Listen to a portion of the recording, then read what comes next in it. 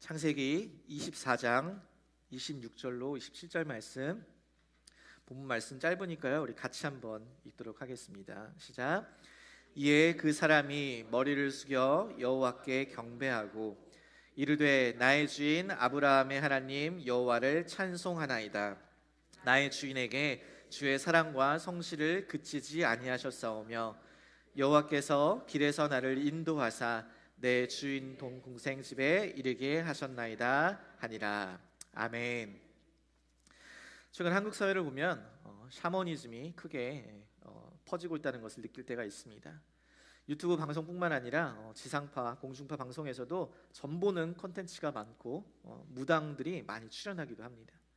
이러한 무속 신앙들은 한국 사회나 문화에 오래전부터 깊이 뿌리 박혀 있어서 특히 선거 때나 입시철, 연말 연시에 점집이 그렇게 문전성시를 이룬다고 합니다.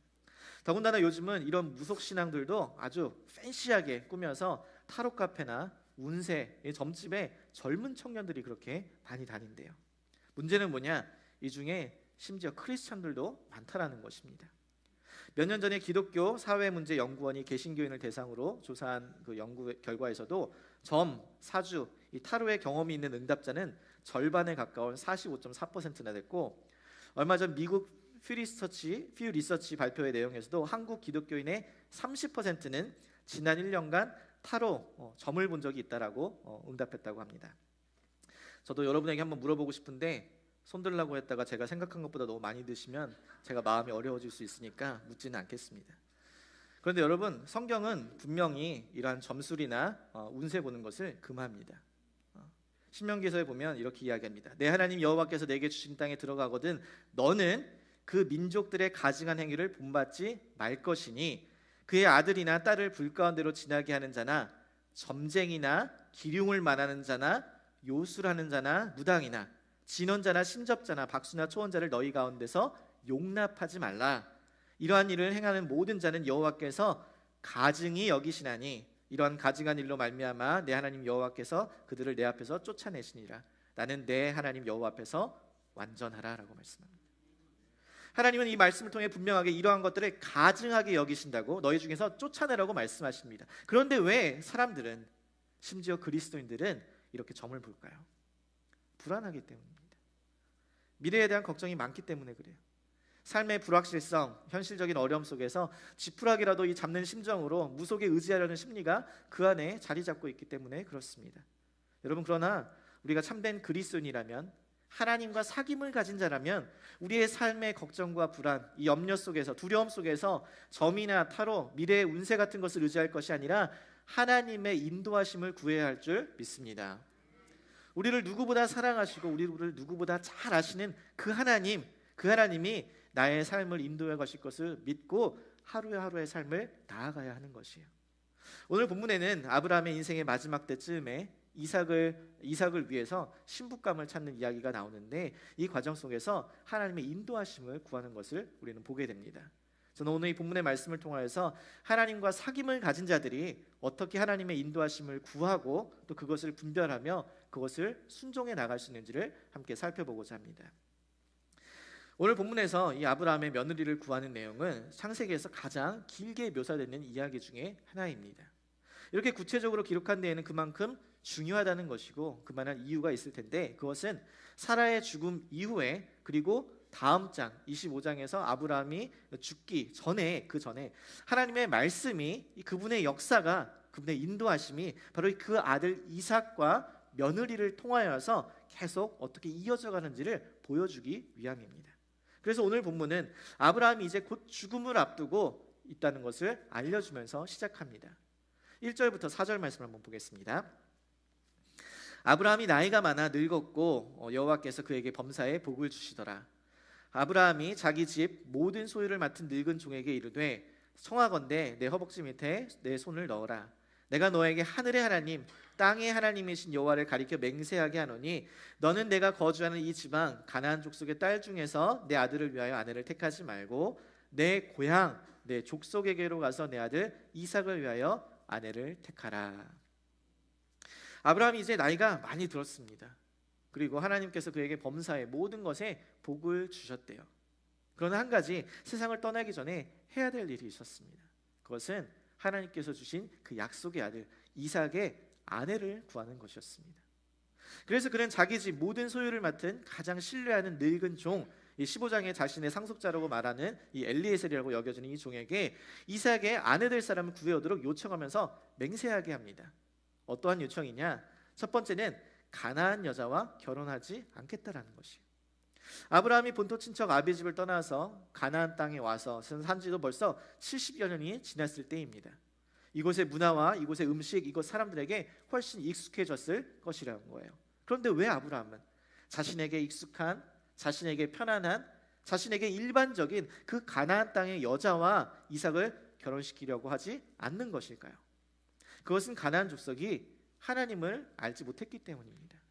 그들에게 하나님을 향한 경외함이 없었기 때문이었어요.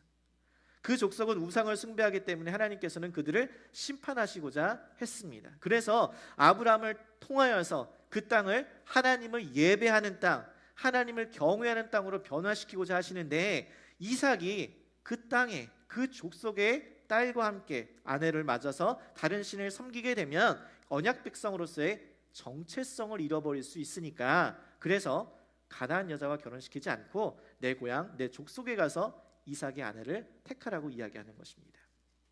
두 번째, 아브라함의 또 다른 조건은 아들 이삭을 데리고 가지 말라라는 것이에요. 가나안 땅에서 아내를 택하지 말고 아브라함의 고향에 가서 그 아내를 택하라고 하니까 거기까지는 최소한 2달이 걸리는 아주 먼 거리인데, 가서 택한들 그 여인이 여기까지 오겠냐 하는 거예요. 그리고 당연히 안 온다고 하지 않을까요? 누군지도 모르는 사람이랑 결혼을 한다고 자기 집, 고향, 친척들을 떠나서 이 늙은 종을 따라올 리가 없죠. 따라온다면 이건 거의 납치 수준이죠. 지금처럼 SNS가 있어서 이삭의 사진을 보여줄 거예요? 아니면 영상통화를 할 거예요? 그림을 그려서 보여주겠어요? 우리 교회 미술 클래스 하시는 성도님들이 그리셨으면, 이삭의 자화상을 그렸으면, 자화상이 아니죠, 초상화를 그렸으면 똑같이 그려서 좀 믿을만 할 텐데, 제가 만약에 그렸으면 사람의 얼굴로 받아들여지지 않기 때문에 어렵단 말이에요. 아무리 제가 또 말로 이삭 너무 멋있다, 좋다라고 아무리 설명하더라도 아닐 수 있는 거잖아요. 믿을 수가 없는 거잖아요. 확인이 되는 게 하나도 없으니까. 그러니까 직접 데려가서 보여줘야지. 그래야 좀 보고, 아, 나도 저 남자랑 살겠다고, 아무리 멀어도 나는 저 남자 따라갈 거라고, 이렇게라도 할 판인데 아브라함은 단호합니다. 이삭을 데려가지 말라는 거예요. 8절 보세요. 만일 여자가 너를 따라오려고 하지 아니하면 나의 이 맹세가 너와 상관이 없나니 오직 내 아들을 데리고 그리로 가지 말지니라. 아브라함은 이 종에게 이야기합니다. 만일 그 여자가 너를 따라오려고 하지 않는다면 너는 더 이상 나와의 언약에 얽매이지 않아도 된다. 너는 이제 자유다. 너는 그곳으로 이삭을 데리고 가지 말라라는 거예요. 자, 여기서 우리는 왜 아브라함이 이렇게 이토록 이야기하는지, 도대체 왜 아브라함이 왜 이렇게 이야기하는지, 어떠한 생각을 가지고 있는지를 좀 살펴보아야 합니다. 그리고 그것이 우리가 오늘 본문의 말씀을 통해서 깨달아야 될 첫 번째 중요한 진리입니다. 아브라함이 어떻게 보면 정말 무모해 보이는 이삭의 아내 구하기 대작전을 펼치는 이 근거는 무엇이냐라는 것이에요. 우리 7절 말씀 한번 같이 읽어보겠습니다. 7절입니다. 시작.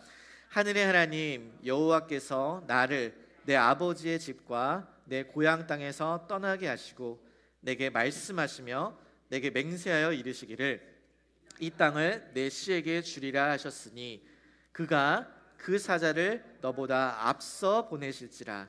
네가 거기서 내 아들을 위하여 아내를 택할지니라. 아멘. 아브라함이 지금 자신이 가지도 않고 이삭을 보내지도 않고 왜 멀리 자신의 고향, 자신의 족속에서 그의 아내를 구하라고 했다는 거예요? 하나님의 인도하심을 믿었기 때문이었습니다. 하나님의 인도하심.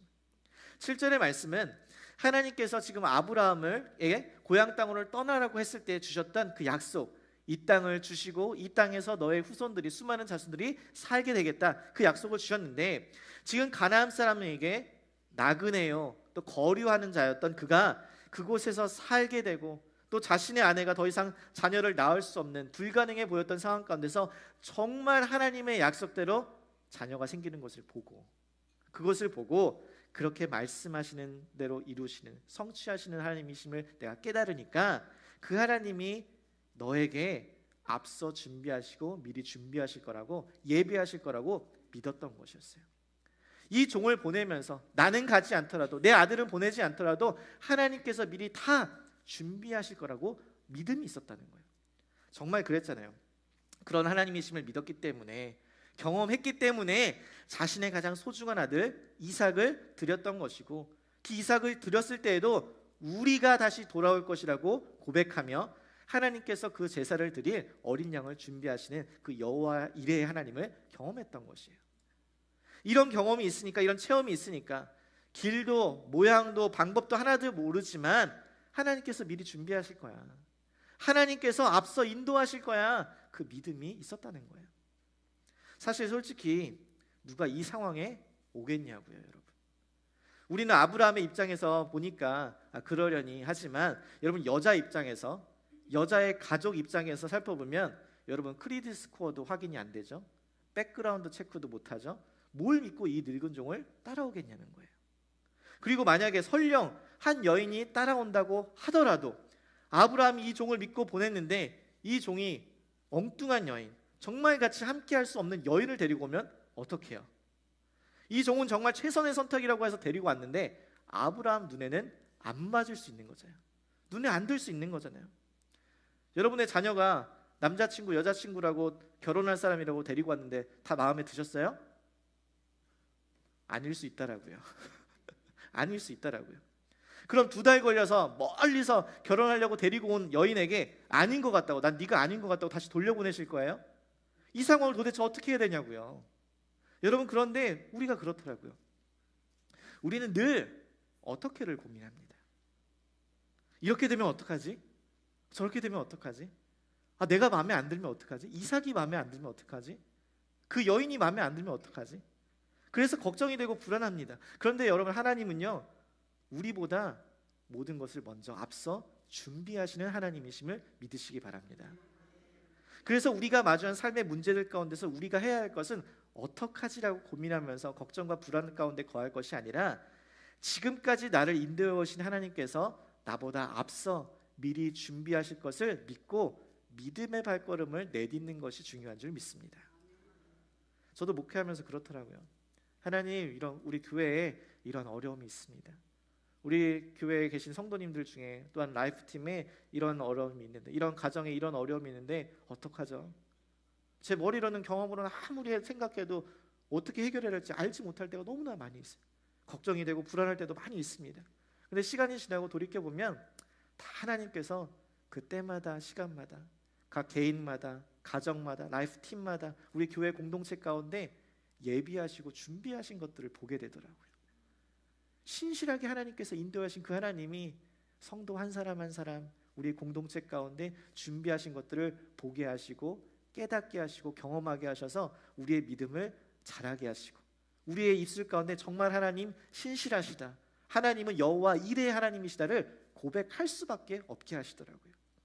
저는 사랑하는 우리 성도님들이 우리보다 앞서 행하시는 그 하나님, 신실하신 하나님의 인도하심을 믿고 한 걸음 한 걸음 그 길로 담대하게 나아가시기를 주님의 이름으로 축복합니다. 그렇게 아브라함의 요청에 따라 이 늙은 종이 이삭의 아내를 찾으러 멀리 떠나게 됩니다.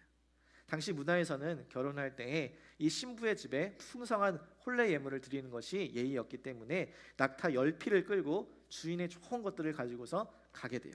그리고 메소포타미아, 이 아브라함의 고향에 있는 나홀의 성에 이르렀을 때에 저녁이 되어서 그 낙타들을 우물 곁에 이제 끌렸습니다. 그때 한 여인들이, 몇몇의 여인들이 물을 기르러 나오게 된 것이에요. 그 이야기를 한번 종의 말을 들어보세요. 12절부터 14절의 말씀입니다. 그가 이르되 우리 주인 아브라함의 하나님 여호와여, 원하건대 오늘 나에게 순조롭게 만나게 하사 내 주인 아브라함에게 은혜를 베푸시옵소서. 성중 사람들의 딸들이 물 기르러 나오겠사오니 내가 우물 곁에 서 있다가 한 소녀에게 이르기를 청하건대 너는 물동이를 기울여 나로 마시게 하라 하리니 그의 대답이 마시라.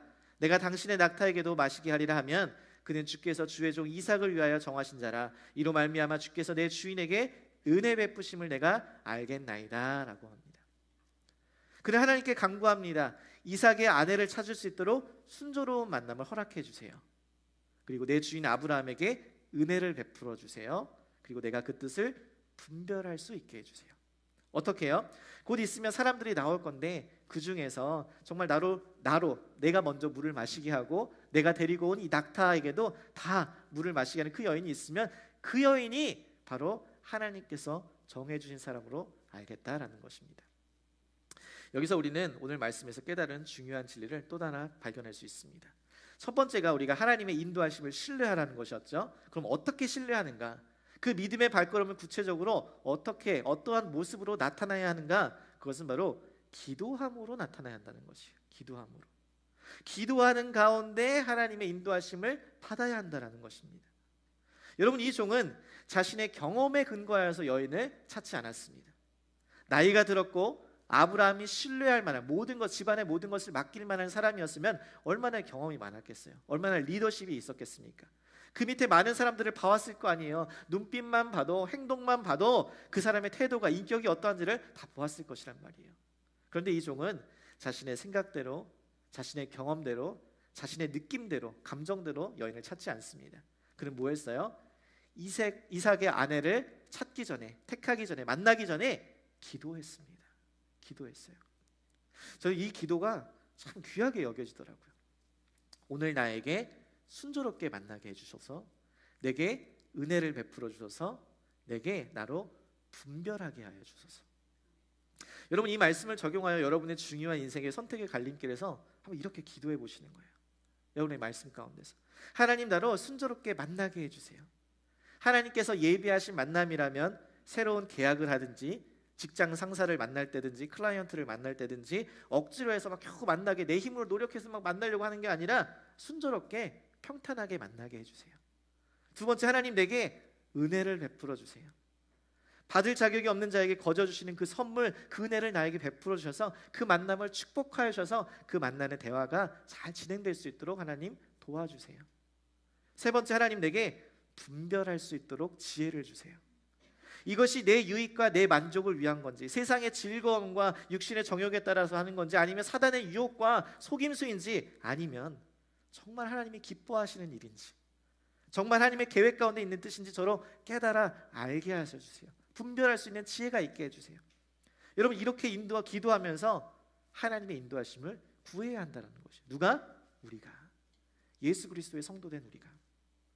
그렇게 기도하고 말을 마치기 전에 리브가라는 한 여인이 어깨에 물동이를 들고 올라오는데 너무 예뻐요. 심이 아름다웠대요. 그런데다가 아직 결혼하지 않은 처녀였다고 합니다. 그래서 이 종이 이 여인에게 다가가서 이야기합니다. 내 물동이에서 내게 물을 좀 따라서 나로 마시게 하라. 네, 그러시죠. 그러면서 급히 물동이를 내려서 물을 마시게 합니다. 그런데 그 여인이 하는 말이, 당신의 낙타를 위해서도 물을 길어서 그것들로 배불리 먹게 하겠나이다 라고 이야기합니다. 이게 뭐예요? 다 기도한 그거였잖아요. 급히 물을 구유에 붓고선 다시 기르러 우물로 내려가서 모든 낙타를 위해서 물을 먹이는 것입니다. 아브라함이 종이 기도한 건 바로 그것이었잖아요. 자기뿐만 아니라 자기 낙타에게도 물을 마시게 하는 여인이 있으면 내가 그 여인이 이삭의 아내로 하나님께서 정해준 사람인 줄 내가 알겠습니다. 하나님께서 은혜를 베푸신 줄 알겠습니다. 바로 그 상황인 거잖아요. 자, 여기서 우리는 생수통에서 이제 물을 따라 마시거나 또 정수기에서 물을 따라서 이렇게 마시기 때문에 우물가에서 물을 깃는 것이 익숙하지 않으니까 이 장면이 잘 상상이 안 갑니다. 그런데 당시 고대 근동에서 우물은 그냥 이렇게 파는 것이 아니라 물의 근원을 찾기 위해서 아주 깊은 곳까지 파야 했다고 합니다.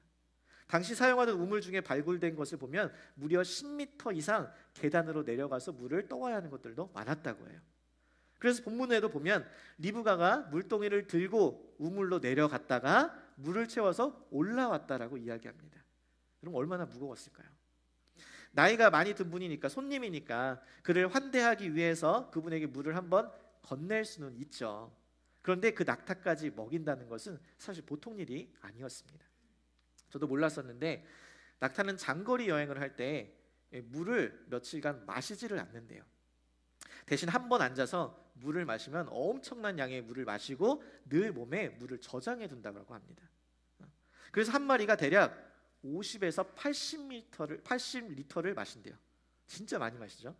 리브가가 물동이를 한 번에 가지고 올라오는 그 양이 한 10리터라고 가정해도 최소 5번 오르락 내리락 해야 하는데 데리고 온 낙타가 아까 몇 마리라고 했어요? 10마리예요. 50번 왔다 갔다 해야 된다는 얘기예요. 그러니까 낙타에게 물을 다 마시게 한다는 것은 보통 일이 아니었습니다. 엄청나게 수고스럽고 부담스러운 일이었어요. 그런데 그 일을 리브가라는 한 여인이 저녁 시간에 물을 얼른 길어서 돌아가서 식사 준비를 해야 되는 그 시간에, 바쁜 시간에 자원하여서 하는 거예요. 여러분, 그 여인이 얼마나 특별한 여인인지 여러분 보시는 거죠. 그래서 21절에 보면 이렇게 이야기합니다. 그 사람이, 종이 그를 묵묵히 주목하여 여호와께서 과연 평탄한 길을 주신 여부를 알고자 하더니 이랬습니다. 여기서 하나님의 인도하심을 구하는 구체적인 행동 또 하나, 첫 번째는 기도하는 것이었고 두 번째는 기다리는 것입니다. 기다리는 것.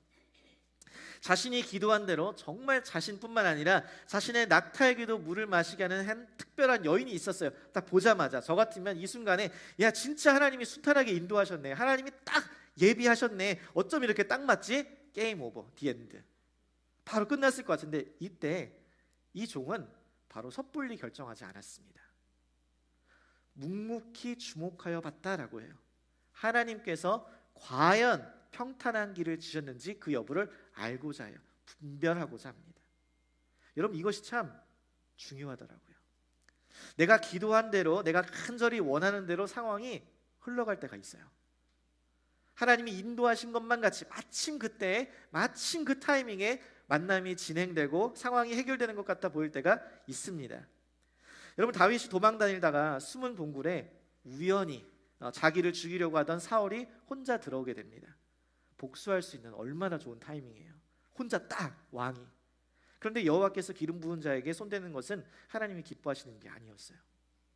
요나는 하나님이 가라고 하신 니느웨는 안 가고 그의 얼굴빛을 피하였는데 마침 다시스로 가는 배를 만나게 돼서 타고 가게 돼요. 상황이 마침 우연히 순탄하게 진행되는 것 같아 보이는데 하나님의 뜻이 아닌 경우들이 있습니다. 길이 열렸다고 내가 원하는 대로 된다고 해서 다 하나님의 인도하심이 아니에요. 우리는 그 순간 그것이 정말 하나님의 인도하심인지 묵묵히 그 상황을 보며 기다리며 과연 이 길이 하나님의 인도하신 길인지 하나님의 뜻이 무엇인지 분별하여야 한다는 것이에요. 그렇게 신중하게 기다리며 하나님의 뜻을 구하는 이 종이 이 여인이 누구의 딸인지 자신이 그곳에서 묵을 수 있는지를 묻습니다. 그러자 여인이 하는 말이 나는 밀가가 나홀에게서 낳은 아들 부두엘의 딸이니이다. 우리 집에서 묵을 수 있습니다. 그러자 이 종이 머리를 숙여 여호와께 경배합니다. 왜요? 27절 말씀 한번 같이 읽어보겠습니다. 27절 시작. 이르되 나의 주인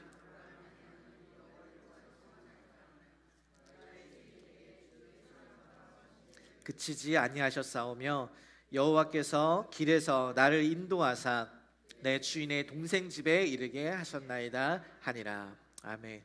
왜 하나님께 경배했대요? 자신뿐만 아니라 자신의 낙타에게도 물을 먹인 이 특별한 행동을 한 여인이 바로 자신의 주인 아브라함의 친척인 것을 알면서 이 모든 상황을 주관하고 계시고 이곳에 이르게 하신 하나님의 인도하심을 발견하게 된 거예요. 그래서 찬양할 수밖에 없었다는 것이에요.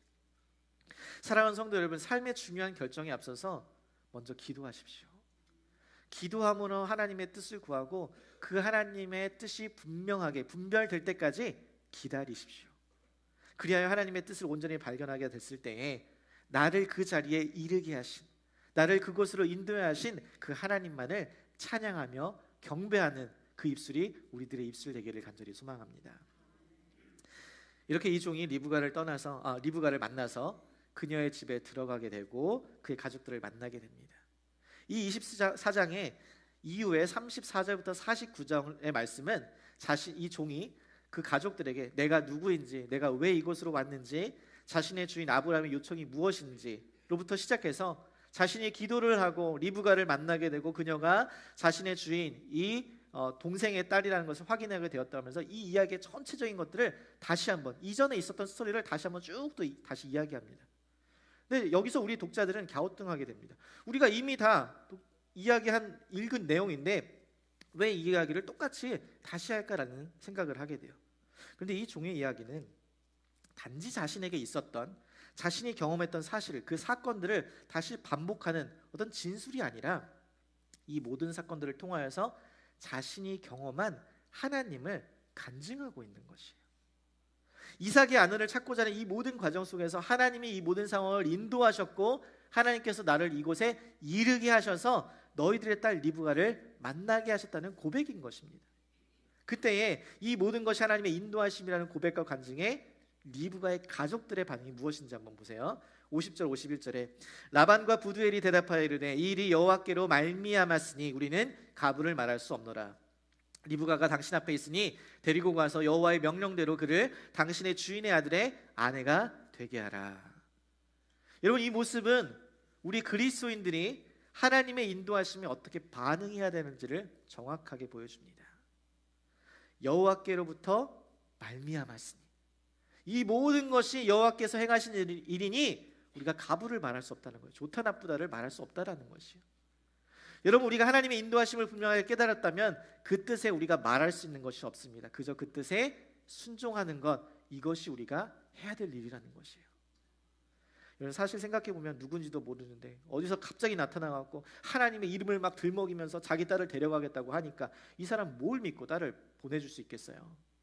더군다나 이 종이 다음날 바로 자기를 돌아가야 된대요. 그러니까 하루아침에 갑자기 딸을 떠나보내야 한다고 하니까 얼마나 아쉬운 마음도 들고 걱정도 되고 그랬을까요? 그래서 이 리브가의 아내가 리브가의 어머니가 며칠 좀 있다가 가라라고 하는데 더 놀라운 건 뭐냐면 당사자인 이 리브가가 저는 바로 따라가겠습니다라고 이야기해요. 부모의 입장에서 보면 자식 키워봤자 소용없다라는 이런 이야기가 나올 수 있는데 구속사적 관점에서 보면 이 리브가는 자신의 본토 친척 아비 집을 떠나 하나님의 인도하심을 따라 떠난 제2의 아브라함과 같은 인물인 것이에요. 너무나 귀한 결정인 거죠. 이러한 결단과 순종의 가족들은 리브가를 축복하고 드디어 만나게 됩니다. 누구요? 남편 이삭을. 우리는 이삭의 아내를 찾는 이 긴 이야기 속에서 사실 이삭의 입장은 쉽게 잊곤 합니다. 이삭의 입장을 별로 생각하지 않아요. 이삭은 당시 40세 정도로 여겨졌는데 자신의 결혼에 아무 선택권이 없는 것 같아 보입니다. 아버지 아브라함이 자기 고향 가서 아내를 찾아오라고 하지 그것도 자기가 가는 것도 아니고 늙은 종이 가서 아내를 택하여 데리고 온다는 거예요. 이삭 입장에서는 아니 내 결혼이잖아요. 데리고 왔는데 제 마음에 안 들 수 있는 거잖아요. 나도 취향이 있고 나도 스타일이라는 게 있는 사람인데 너무한 거 아니에요? 그냥 막 그렇게 하고 그러시면 안 된다고요? 막 이렇게 할 수 있는 거잖아요. 그런데 놀랍게도 이삭도 이 모든 인도하심에 그대로 순종합니다. 66절, 67절 보세요. 같이 읽습니다. 종이 그 행한 일을 다 이삭에게 아뢰매 이삭이 리브가를 인도하여 그의 어머니 사라의 장막으로 드리고 그를 맞이하여 아내로 삼고 사랑하였으니 이삭이 그의 어머니를 장례한 후에 위로를 얻었더라. 아멘. 여러분, 이삭이 어떻게 이 상황을 그대로 받아들일 수 있었을까요? 본문은 이렇게 이야기합니다. 종이 그 행한 일을 다 이삭에게 아뢰매. 하나님께서 행하신 일들, 하나님께서 인도하신 그 모든 순간들, 그 이야기를 듣고선 그는 리브가를 아내로 맞이하였고 그녀를 사랑하였고 그녀를 통해 큰 위로를 얻게 됩니다. 여러분, 24장의 모든 이야기는 우리에게는 사실 너무나 놀라운 일입니다. 리브가의 오라버니 라반, 아버지 부두엘, 그리고 어머니, 그리고 리브가 본인도, 그리고 이삭도 이 모든 상황 가운데서 이들 모두 하나님의 너무나 분명하신 인도하심을 보게 된 거예요. 그래서 자신의 감정과 자신의 생각과 자신의 경험을 내려놓고 그 뜻을 그대로 순종하면서 받아들였어요. 여러분, 상황이 타이밍이 좋아서 이루어지는 거 말고 정말 하나님이 인도하시는 것들이 있습니다. 사람이 상상할 수 없고 미리 준비하고 계획할 수 없고 상황을 바꿀 수도 없어요. 그런데 그 일이 진행되어져 갑니다. 그 일 속에서 하나님의 섭리와 인도하심을 발견하게 될 때가 있어요. 기도하며 기다리는 가운데 그 뜻을 분별하게 될 때가 있습니다. 그때 우리가 고백해야 될 것, 그것은 바로 이것입니다. 여호와께로부터 말미암았으니 가부를 말할 수 없노라. 이 모든 것이 여호와 하나님께로부터 시작되었으니까 저는 그대로 순종하겠습니다. 여러분의 삶의 여정 가운데서 여러분 하나님의 인도하심이 분명하게 드러났을 때 여러분 그 뜻에 그 계획에 내 뜻과 생각과 다 다르다 할지라도 그 뜻에 순종하시는 저와 여러분이 되기를 간절히 소망합니다. 말씀을 마무리하면 히즈윌이라는 CCM 찬양팀이 있는데 이 팀에서 작사, 작곡, 또 프로듀서를 담당하시는 장진숙이라는 분이 계십니다. 여자분이신데 이분의 삶의 여정, 이 그녀의 고백이 담긴 책을 보게 되었는데 이분의 삶이 참 하나님의 인도하심이 있더라고요. 이분이 부산에서 서울로 와서 이제 대학원 공부를 하는데 아무런 연고도 없이 이제 낯선 곳에서 혼자 생활하시는 게 너무 힘든 거예요. 너무 어렵고 그래서 학비를 내는 것도 힘들어서 이제 생활비를 이제 줄이다가 요즘 같은 때에 영양실조가 걸리게 될 정도였다는 거예요. 당시 교제하던 형제랑 이제 결혼을 약속했는데 시부모님이 이분을 너무 반대하신 거예요. 자기가 원하는 며느리 조건을 적어서 처음 만나는데 그걸 가지고 와서 읽으셨대요. 그러면서 자기가 원하는 며느리상에 맞지 않다고 하셨대요. 여러분 너무 마음에 맞지 않다고 해서 이렇게 하시면 안 됩니다. 책에 두고두고 남아서 이렇게 회자되는 거예요. 결국 그 형제가 이 부모의 반대를 극복하지 못하고 헤어지게 됐는데 이 여자분의 마음이 너무 큰 상처가 된 거예요. 자기를 반대했다는 마음에 괴로움이 쌓이고 우울증에 불면증에 그러다가 건강검진을 했는데 갑상선에 혹이 발견된 것이었어요. 그런데 가족의 상황도 이분의 가족의 상황도 쉽지 않아서 누구 하나 이분을 돌봐줄 사람이 없었고 쉽게 상황을 누구한테 이야기할 수도 없었대요. 혼자 남게 된 거예요. 그래서 수술하는 날 보호자도 간호해줄 사람도 없어서 혼자 전신마취를 기다리면서 참 그 침대에 누워 있는데 모든 것을 잃고 주님과 나 홀로 딱 있는 것만 같은 느낌이 들대요. 얼마나 힘들었겠어요. 그래서 수술을 마치고 이제 몸에 통증이 있으니까 몸의 통증 가운데 그동안 살면서 감내해야 했던 깊은 외로움과 또 삶의 고단함이 밀려오니까 주체할 수 없는 막 눈물이 쏟아지면서 기도하기 시작한 거예요. 하나님, 저 너무 아파요. 사는 게 너무 힘들어요. 근데 그때 하나님이 갑자기 자기를 너무나 따뜻하게 안아주시는 것이 느껴지더래요. 그러면서 이렇게 말씀하시더래요. 뭐 줄까? 말만 해. 네가 구하는 거 내가 다 들어줄게. 그 음성을 듣는 순간 바로 이분이 말할 때 하나님, 좋은 남편을 주세요. 그리고 특별히 저를 있는 그대로 환영해주고 아껴줄 수 있는 시부모님을 만나게 해주세요. 그리고 두 번째는 작곡하는 사람이었으니까 주님이 주시는 영감이 없으면 한 곡도 쓸 수 없어요. 죽을 때까지 주님 주신 영감으로 곡을 쓸 수 있도록 하나님을 찬양할 수 있도록 도와주세요. 이렇게 기도했더래요. 근데 그 이후에 하나님께서 이분의 마음가운데 평안함을 주시더래요. 갑자기 말로 할 수 없는 평안함을 주시더래요. 그래서 너무나 그 감사한 마음으로 당장이라도 주님이 배우자를 만나게 하실 것 같은 그런 기대감이 들더래요. 그러면서 병문안은 오는 사람들을 열심히 살펴봤대요. 당시 교회에서 친구들이 많이 찾아왔는데 대부분 이제 한 번씩 이제 방문을 하게 되는데 혹시나 두 번 찾아오는 사람이 있을까 잘 찾아왔대요. 그런데 두 번 찾아오는 사람은 없었대요. 그리고 나서 일주일간 입원한 뒤에 퇴원하고 나서 집에서 이제 쉬고 있는데 그동안 이제 찬양 작곡이라도 좀 해야겠다라고 생각이 들어서 남은 보험금으로 건반을 하나 사면 좋겠다는 생각에 인터넷 이제 중고 사이트를 이제 뒤져본 거예요. 그러다가 이제 적당한 가격에 마음에 드는 이제 건반을 판다라는 글을 보게 되어서 구입을 결정했는데 이제 크기가 이제 좀 크니까 집에 가져오려면은 이제 차가 필요한 거예요. 차가 없으니까 지인의 도움을 받아서 주말까지 기다려야 하니까 이 판매자에게 이것을 설명하고서 조금만 기다려달라 이제 양해를 구한 것이죠. 근데 이 판매자가 갑자기 이분의 위치를 물어본 거예요. 그런데 자기 집이랑 몇 정거장 안 떨어져 있으니까 가까우니까 자기가 그것을 배달해 주겠다라고 하더래요. 그러면서 다음날 그분이 건반을 가져다 주고서 설치도 해주고 이제 고장난 것이 없는지 확인을 해주면서 너무나 이게 따뜻하게 잘 해주니까 감사한 마음에 이제 다과를 차려서 이제 이야기를 하게 된 거예요. 근데 이야기를 하다 보니까 이분이 이 건반이 사실은 자신이 영국에서 쓰던 건데 반년 전에 이제 가지고 오게 되었다라고 이제 이야기를 해주는데 이 정진숙이라는 이분도 같은 시기에 영국에 있었던 거예요. 그 시기에. 그러다 보니까 공감대가 형성되고 신기한 마음에 막 여러 가지 이야기를 하다 보니까 이 남자분도 하나님을 믿는 크리스찬이라는 것을 알게 된 거예요. 그 음악을 좋아한다는 것도 알게 되었다고 합니다. 그래서 그 이후로 그분과 매일 이렇게 연락을 주고받았대요. 그래서 어떻게 됐을까요? 남편이 되었어요. 남편이 되었어요. 이분 책의 표현이 이렇게 돼요. 수술대에서 상한 마음으로 눈물 가운데 기도했었는데 주님께서 자신이 퇴원하자마자 집으로 남편을 배송해줬다라고 표현하시더라고요. 근데 더 놀라운 것은 남편뿐만 아니라 시부모님을 위해서도 기도했었잖아요. 근데 이분이 시부모님을 이렇게 인사드리는 처음 만나는 그날 시어머니께서 제게 이분에게 네 사진을 보았는데 웃는 모습을 먼저 보고선 이미 마음이 활짝 열렸다고 하면서 걱정하지 마라. 꿈에 그리던 며느리다. 나에게는 복덩이다라고 해주시더래요. 시아버님은 누구냐? 여러분 한국의 우리 사극의 허준, 대장금, 이산 우리나라 유명한 이 사극들을 연출한 이병훈 감독님이라고 계신데 이분이 시아버님이시는 거예요. 이분이 하는 말이 진수가 이제부터 이 집에 있는 모든 것들은 다 네 거다라는 거예요. 그러면서 시부모님이 자신의 있는 부족한 모습들을 그대로 다 받아주셨다는 거예요.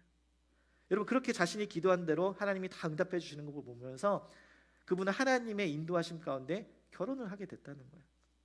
저는 이야기를 보면서 정말 하나님의 인도하심이 신비롭다. 누가 중고 거래하다가 남편을 만나게 될 줄 알았겠어요. 우리 청년들 결혼을 해야 된다. 어떻게 해야 된다? 중고 거래사들을 여러분 그런데 하나님을 신뢰하고 기도하며 기다렸더니 하나님의 인도하심을 경험하게 된 거예요. 그런데 아까 전에 여러분 제가 처음에 첫 번째 기도가 배우자와 시어머니였잖아요. 두 번째 기도가 뭐였어요? 좋은 영감을 주셔서 하나님의 찬양을 쓰게 해달라는 거죠. 여러분 이분이 지은 곡이 광야를 지나며라는 유명한 곡이고 또 바로 우리가 지금 부를 믿음이 없이는이라는 곡입니다. 여러분 우리의 삶 가운데 어려운 순간들 우리가 가야 할 바를 알지 못하고 선택해야 되는 그 순간들 가운데 우리가 무엇이 정말 하나님이 기뻐하시는 일인지 어디를 가야 하나님이 정말 원하시는 길인지 모를 때가 참 많이 있습니다. 그럴 때 우리가 해야 될 일 그것은 바로 오늘 본문의 말씀에 나온 것처럼 하나님의 인도하심을 신뢰하는 것이에요. 그리고 기도하며 기다리는 것이에요. 그리고 그 뜻이 분명해졌을 때 우리는 그 뜻에 순종하는 것 그것이 우리가 하나님의 인도하심을 구하는 성도의 자세인 것입니다. 여러분 이 찬양 부를 때 이 가사를 생각하면서 내 주님 믿음이 없이는 하나님을 기쁘시게 할 수 없습니다. 나의 모든 삶을 하나님께서 인도하실 것을 믿습니다. 저는 하나님을 신뢰하며 기도하며 기다리겠습니다.